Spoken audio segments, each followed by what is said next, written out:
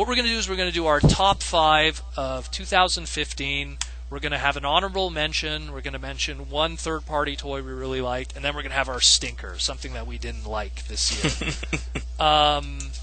So Wendell, JawzD, take the helm and give us your top 5. Okay, I guess what I have here is from Hasbro / Takara. I have Ultra Magnus Combiner Wars Leader. I like that one too. As I guess the the dearly departed Deluxe Generations class figure, and I really liked it. I really think that it's weird that they would do an.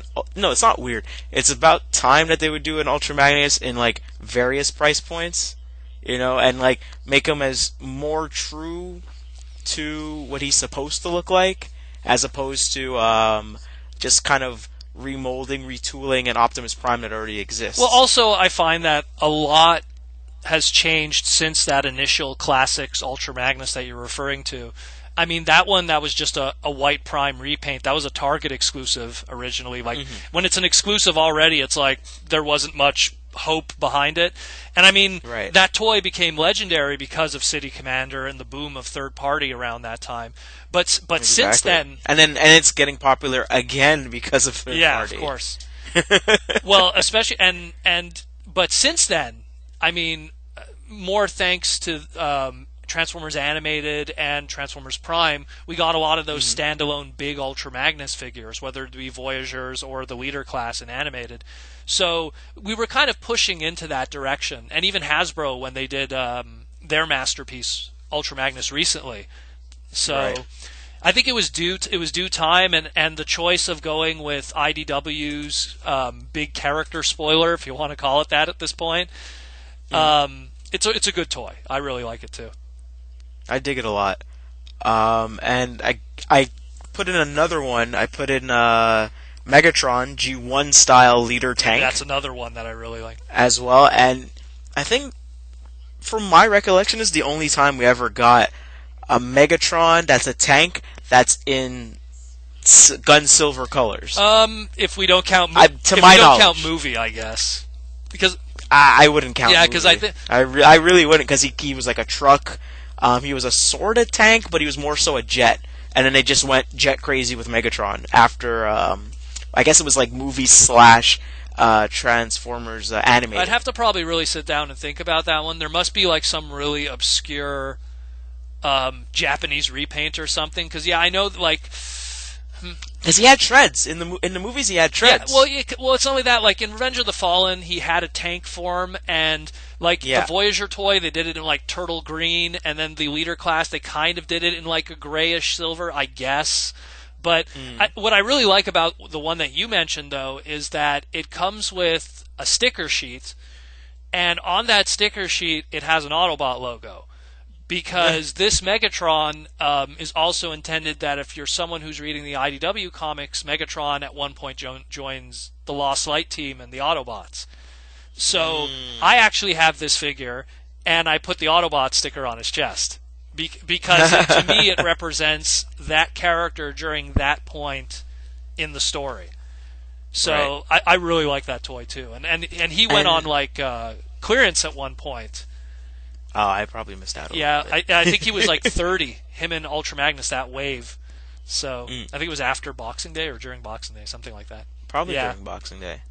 But I was like really surprised, like just thinking about it and seeing him, and then the fact that they got was that Armada Megatron out of him? Yeah, they got an Armada Megatron out of him.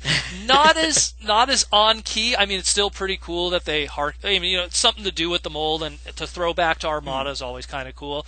But I think it was a little skinny in the legs for Armada. Armada Megatron's always been a very blocky figure, like most Armada figures are. So to use something that's skinny is almost uncharacteristic of the original designs. So yeah, exactly. So what I have here for Masterpiece, I put down Starsaber personally. I thought he was 2015, yes, he was. Right? Okay, cool. And I just thought, like, I don't think they've done a Star Saber since the is it Victory? Is it Zone? Well, Star Saber, he had his Victory toy, and then Right. he had a homage in Energon / Superlink from a character named Wing Saber, not exactly Star Saber, and then they did, little PVC stuff. They did little figurines and everything. Yeah. And then the closest thing we got to a legitimate transforming Star Saber figure was Robot Masters. Did like a smaller version of that, where I totally agree. And spoiler, that's actually on my top 5 too. Yeah.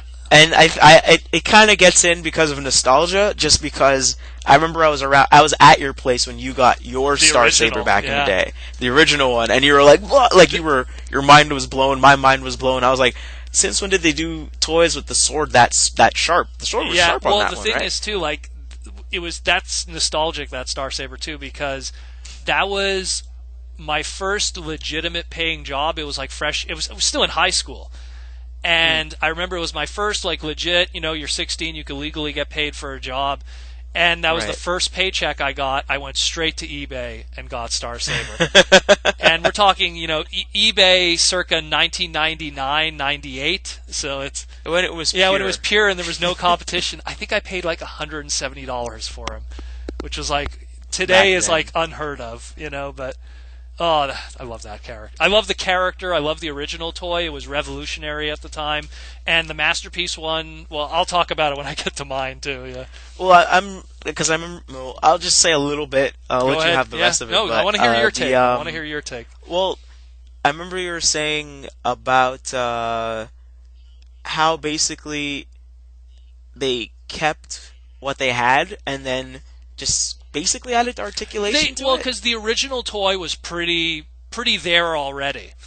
All it had to do was just make everything more articulated. And the original design, it wasn't like it was designed with the flaw that it couldn't be articulated. It's just it was a 1989 toy.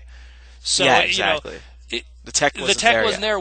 But you could totally see, you could put a joint here, you could put a joint there. And with this one, it's like, hey, you want to put articulated fingers? Go for it. You want to put, ball joints in the shoulders? Go for it. You want to redo the Brainmaster gimmick? Go for it. Like, everything that could have been done was done and better. And I find that it looks so much even more like the animation model, because they went for the more...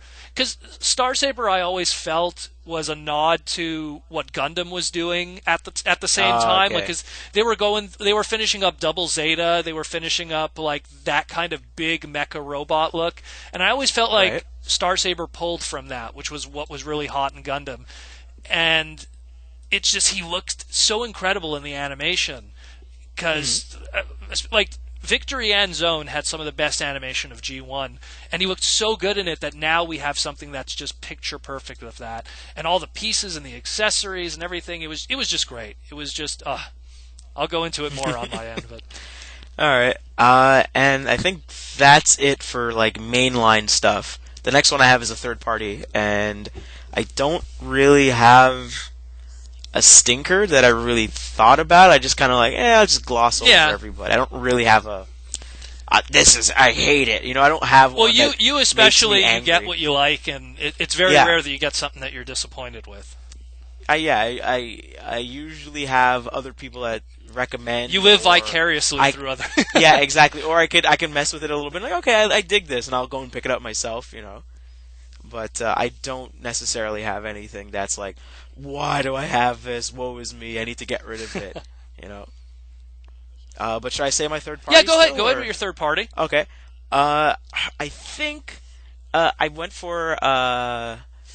Wait, hold on a second. Let me just double check here. I went for Mastermind Creations Spartan. Okay, the homage to. Oh my God, what's his fucking face? Why am I drawing a blank here? Impact? No, it's not Impactor. Yeah, it's Impactor. Thank you. Oh, okay, Impactor. And the reason I have him up here, it's not because of this particular one. It's more so for the black repaint. That's coming, yeah. That's coming only because I remember when we first got to see the 3D model of this, and they showed what they were going to do later on.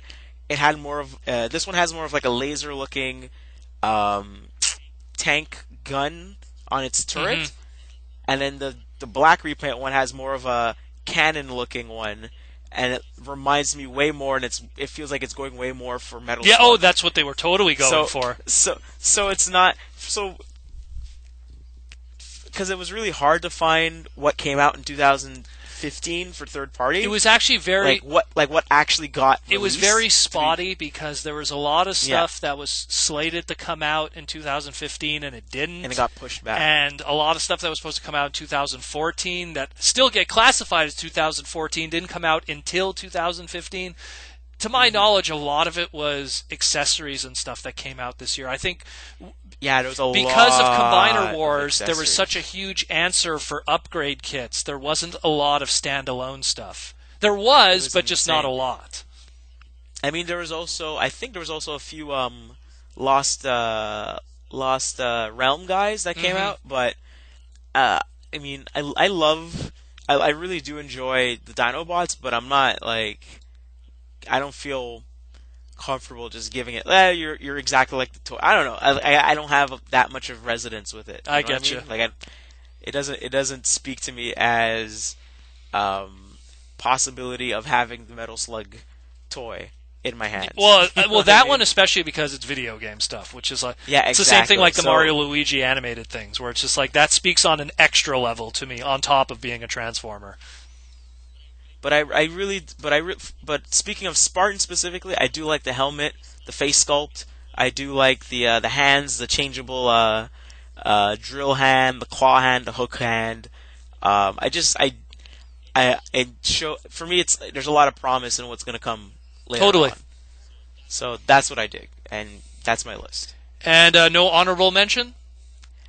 Something that's not holy crap, but you digged it. That came out. Yeah, something that's like a middle road toy. It's nothing spectacular, but you have a special place for it. Hold on a second. Let me. In the meantime, sorry. While Wendell searches, we'll just mention to the audience we're going to be at BotCon in April coming up. So if we release a couple more episodes before that, if not, well, I hope we will. Shame on us if we. Yeah, I hope so too. Shame on us if we don't. But we'll be at BotCon 2016 in Kentucky. So I hope to see everyone there. We already have everything lined up. Let's just say it's going to be quite the year. Quite the Proto Man year. Let's just put it that way. More on that as the days get closer. You know what? I'm going to give it the Sphinx. Okay, cool. I'm going to give it the Sphinx because I dig that how close he looks to the actual car, to the actual... The old Leiji. Yeah, the Leiji F1. The old F1 car. And then I like his robot mode because it's not cribbing too much. It's not cribbing from the Generations toy we got. So not Generations. Classics. Universe. Yeah, the classic Universe one that we got so far back. I just dig how it looks. Awesome.